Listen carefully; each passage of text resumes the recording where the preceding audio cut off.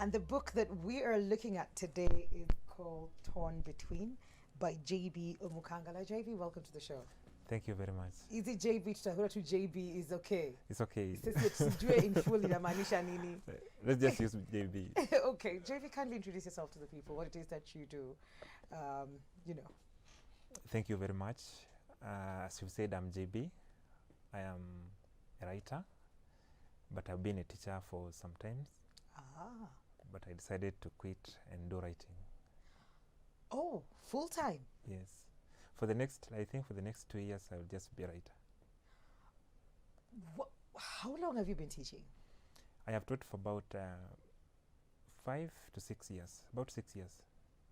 What prompted this decision? It's like a life-changing, like the way you stop going this direction, then you start going another direction. I have been teaching in private sector. Mm-hmm. So when COVID-19 came knocking, we were told the schools have been closed, so you have to go home. There's no payment. So we had to stay for about a year with no salary. And during that time, I decided to start writing. But I've been writing, but I didn't want to start publishing this early. So when we were told there's no salary and you have to stay at home, there's nothing else you can do, I decided to take that time to start writing books. Oh, wow. So and this is your very first one? That's my very first one. Had you written this one before? You started I just had the storyline. Uh-huh. But now when COVID came and I was at home, I had a lot of time. So I decided to start writing, just editing and doing all that. Okay, yes. Okay. And we have your very first baby. Yes. In each torn between. Yes. Tell us about it. I don't know why, when I just look at the cover, it reminds me of the books, African literature. They used to have pictures like this. The size used to be something like this. The still is something like this. So tell us about Torn Between. Okay, Torn Between. First, I would like to tell you that by profession, I am a social linguist. Ah, social linguist. What does a social linguist do? I've done sociology and linguistics. Okay. Yeah, sociology can be defined as scientific study of people. Then linguist about languages. Yeah. Okay. So for the books that I'm going to write, as we said, actually this one is something that portrays Africa. For all the books that I'm going to write will be about Africa, African culture, African way of life. We have some things that we're actually leaving behind that are very useful. So I have decided to start writing so that we can, actually in all the books that I'm going to write, there shall be culture about the African community. Like in this book, we have three communities. We have the Luya culture, we have the Meru, then we have the Maasai. Okay. Yes. Now, Torn Between is a book that talks about African culture in those three communities. It also talks about romance. So the title came from the romance part of it. So we have someone here. Okay, this is a character known as JB, who is, yes. Who is torn between two ladies. Okay. Yes. Okay. Like you can see, we have this lady is dressing like a Maasai. Then the other one is dressing like a Meru. Okay. So this one is called Nashupai and the other one is called Makena. I thought so. Definitely Makena. Yes. So JB Harper is torn between the two. This is the romance. It has a tribe. Does the tribe have anything to do with even being torn between? It has, but okay. The reason I used these two ladies from different tribes is because I am writing in such a way that if I want to talk about the Kamba people, I get a character from Kamba people who will be telling us more about their culture. Okay. So I wanted someone who can narrate or who can help me narrate or explain what happens in Maasai culture about child naming and such things, marriage. So I just decided to bring in Nashupai. Okay. Then we have Makena from Meru, who is also going to narrate to us what happens if it is in the Meru way. Okay. What are the changes that have occurred actually in relationships? You know, if you compare the traditional way and the modern way, so what are the changes? Because now one character will be telling us what they had from their grandmothers and what is happening today. Yes. How do you, I see Maasai words in here. Yes. That means you had to do a bit of research. Well, a lot of research when it comes to understanding even these cultures, because you're not Maasai. I am not Maasai, but currently I'm staying with Maasai. You, what?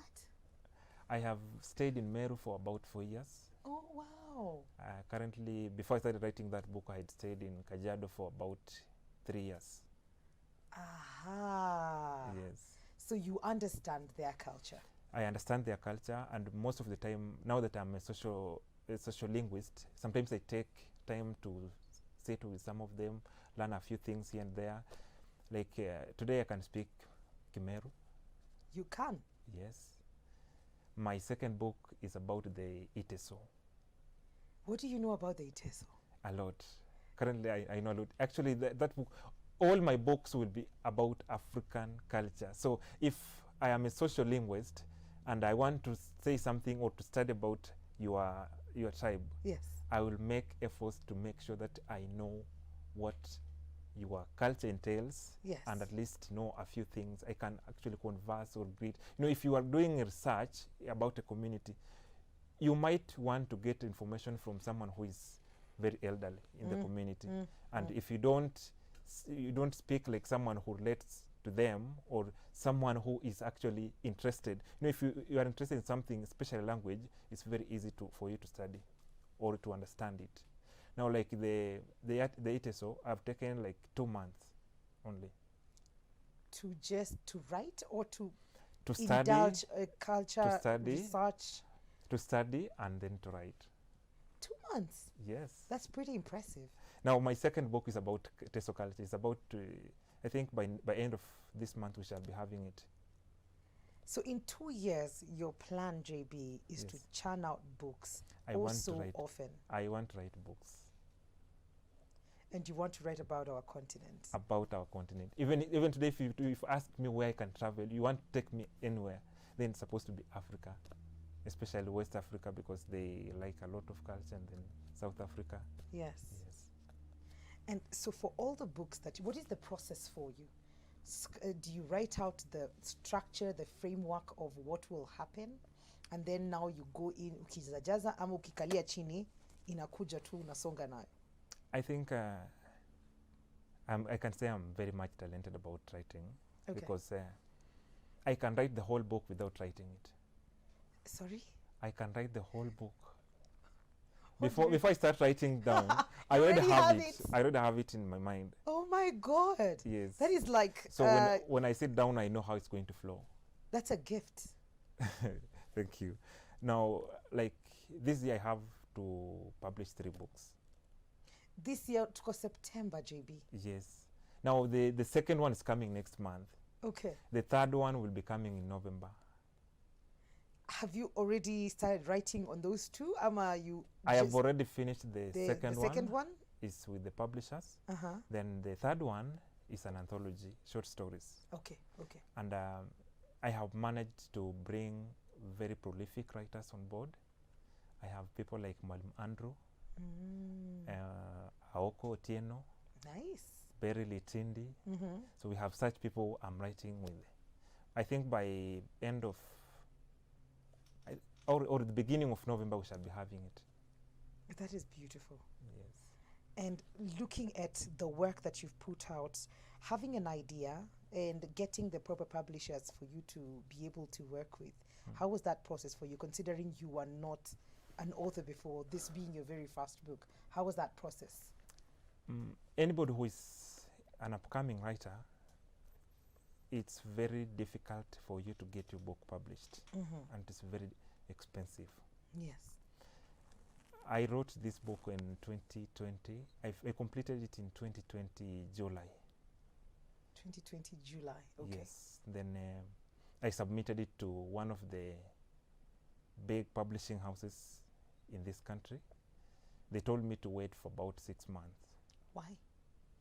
That's the period, that's the grace period they give. 6 months? 6 months. So I had to wait until around January. But when I got back, I kept on asking, what's the progress so far? But they kept on telling me, just relax. We will contact you. So after 6 months, they had not even told me anything. I waited for the 7th month, they had not told me anything. So I had to withdraw the manuscript. Then I look for a private publisher, the African Ink publishers. Now they're the ones who published it. The price was better with them, and they were more efficient in terms of getting back to you and getting the work done. Yes, actually they got the book published within a month.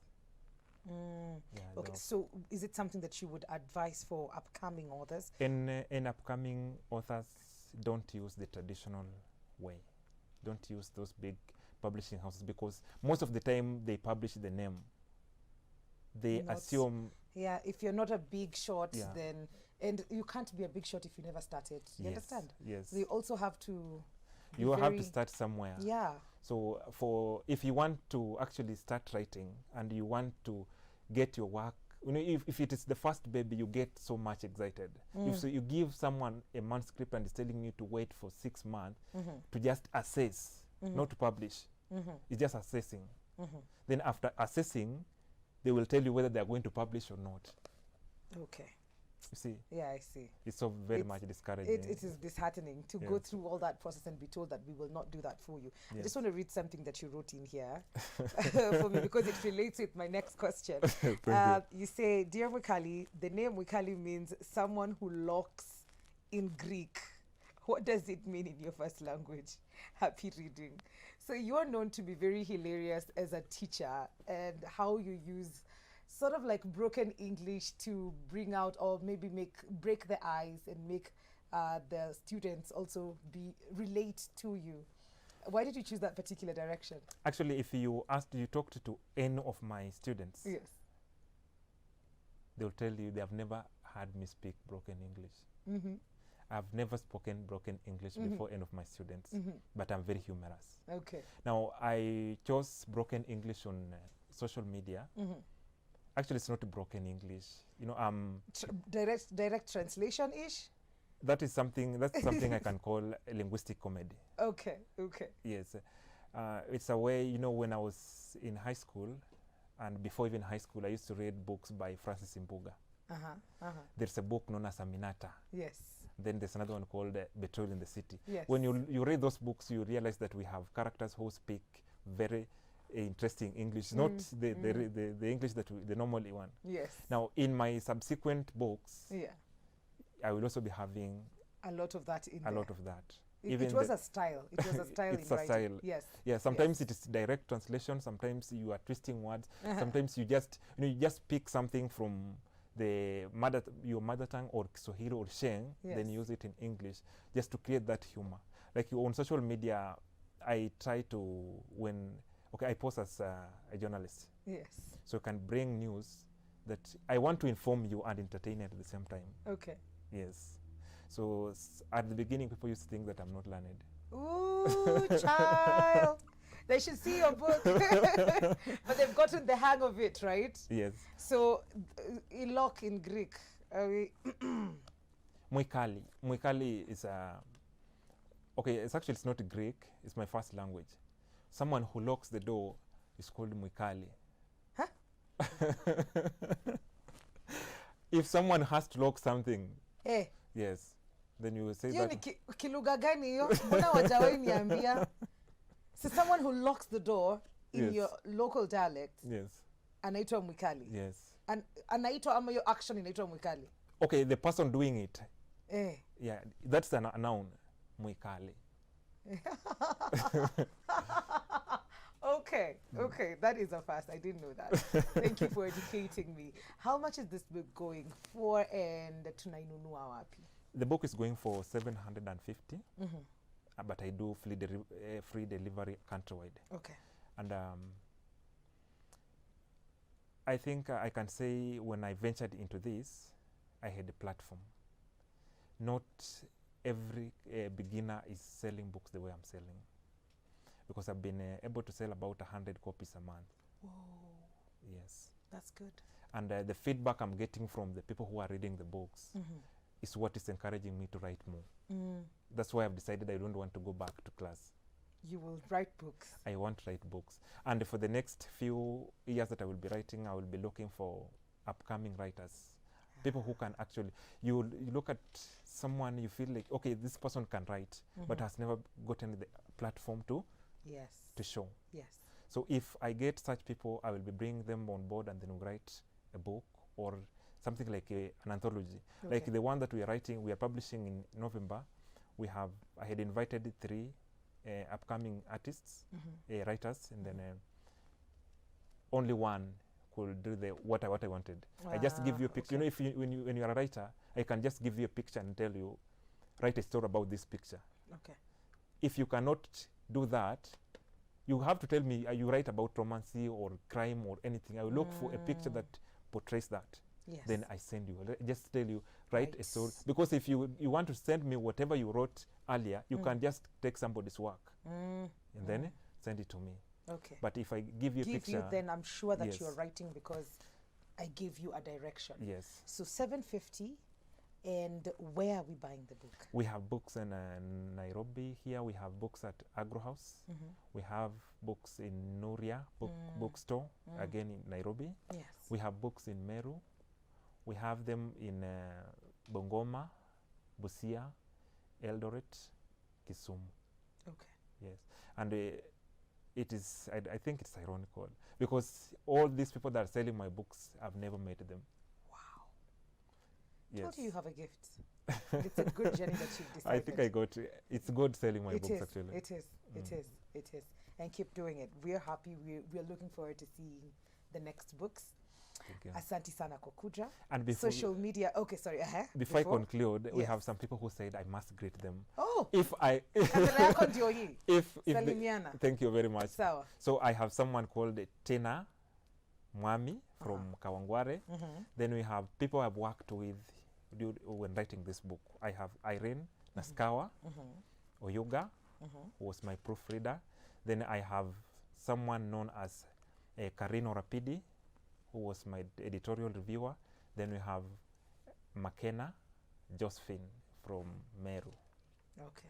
Who is who is what? Okay, I have for my in-laws in Meru, I think Meru Mikinduri, receive my greetings. Makena umesemura tuambia? Makena. So if I say my in-laws are there, that means Makena. Why should I say everything? Asante sana. And on social media, you will get me as JB Omkangala writer, the main page, and then JB Omkangala, again Facebook page. On Twitter is JB_Omkangala. Okay. Thank you very much.